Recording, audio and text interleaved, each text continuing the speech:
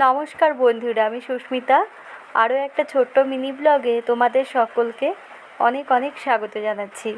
তো দেখো, আকাশ তো মেঘলা, আর তার সাথে আমি রান্না বসিয়ে দিয়েছি। একদিকে হচ্ছে অন্ন আর একদিকে আলু ভাজছি।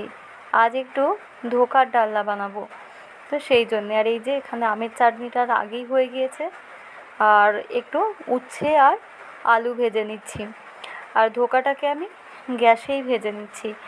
উনুনের জালটা কখনো বেশি কখনো কম লাগে ঠিক মতো, মানে ভাজতে পারি না ঠিক মতো, সেজন্য আমি গ্যাসে ধোকার পিসগুলোকে ভেজে নিচ্ছি।